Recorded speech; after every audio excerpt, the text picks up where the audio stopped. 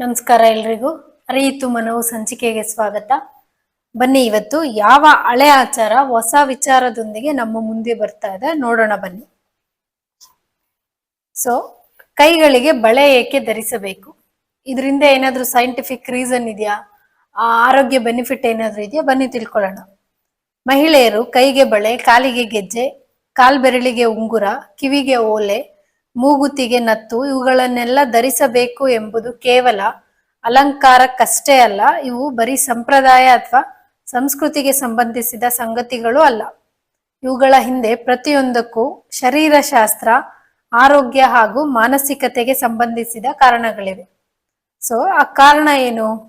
ನಮ್ಮ ದೇಹದಲ್ಲಿನ ಕೈನ ಮಣಿಕಟ್ಟು ಅತ್ಯಂತ ಶಕ್ತಿಯುತ ಜಾಗ. ಅಲ್ಲಿ ಸಾಕಷ್ಟು ಶಕ್ತಿ ಉತ್ಪನ್ನವಾಗುತ್ತದೆ. ಆ ಶಕ್ತಿ ದೇಹದ ಎಲ್ಲಾ ಭಾಗಗಳಿಗೂ ಹರಡುತ್ತದೆ. ಬಳೆ ಧರಿಸುವುದು ಇದೇ ಮಣಿಕಟ್ಟಿನ ಸುತ್ತ. ಈ ಮಣಿಕಟ್ಟು ಪದೇ ಪದೇ ಬಳೆಯ ಸಂಪರ್ಕಕ್ಕೆ ಬಂದು ಪ್ರಚೋದನೆಗೆ ಒಳಗಾಗುವುದರಿಂದ ರಕ್ತ ಪರಿಚಲನೆ ಹೆಚ್ಚುತ್ತದೆ.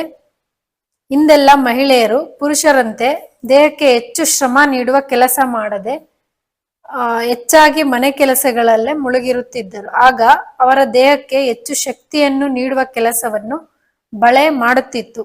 ಕೈಗಳು ನಿರಂತರವಾಗಿ ಅಲುಗಾಡುವುದರಿಂದ ಬಳೆಯ ಘರ್ಷಣೆಯೊಂದಿಗೆ ವಿದ್ಯುತ್ ಕಾಂತೀಯ ತರಂಗಗಳು ಉತ್ಪನ್ನವಾಗಿ ಇಡೀ ದೇಹಕ್ಕೆ ಹರಡುತ್ತಿದ್ದವು. ಬಳೆ ವೃತ್ತಾಕಾರವಾಗಿರುವುದರಿಂದ ಅಲ್ಲಿ ಉತ್ಪನ್ನವಾದ ಶಕ್ತಿ ಬೇರೆಲ್ಲಿಗೂ ವರ್ಗಾವಣೆಯಾಗದೆ ನರವ್ಯೂಹದ ಮೂಲಕ ನಮ್ಮ ದೇಹಕ್ಕೆ ವರ್ಗಾವಣೆಯಾಗುತ್ತದೆ.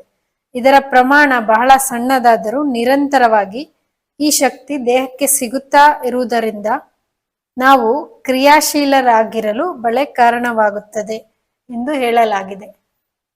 ಅಂದ್ರೆ ಬಾಡಿನ ಯಾವಾಗ್ಲೂ ಆಕ್ಟಿವ್ ಆಗಿ ಇಟ್ಟಿರುತ್ತೆ, ಲವಲವಿಕೆಯಿಂದ ಇಟ್ಟಿರುತ್ತೆ.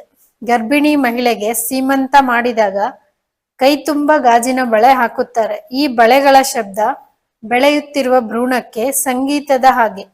ಮಗು ತನ್ನ ತಾಯಿಯನ್ನು ಗುರುತಿಸಲು ಇದು ನೆರವಾಗುತ್ತದೆ. ಇನ್ನು ಲೋಹದ ಬಳೆ ಇಲ್ಲವೇ ಕಡಗ ನಾವು ಧರಿಸಿರುವ ಬಟ್ಟೆಗಳಿಂದ ಉತ್ಪತ್ತಿಯಾಗಬಹುದಾದ ಸ್ಥಾಯಿ ವಿದ್ಯುತ್ತನ್ನು ಸುಲಭವಾಗಿ ಹೊರಹರಿಸಲು ನೆರವಾಗುತ್ತದೆ. ಕೈ ತುಂಬ ಬಳೆಗಳನ್ನು ಧರಿಸಿದ್ದರೆ ಅದು ಸಣ್ಣ ಪುಟ್ಟ ಪೆಟ್ಟುಗಳಿಂದಲೂ ಕೈಗಳನ್ನು ರಕ್ಷಿಸುತ್ತದೆ.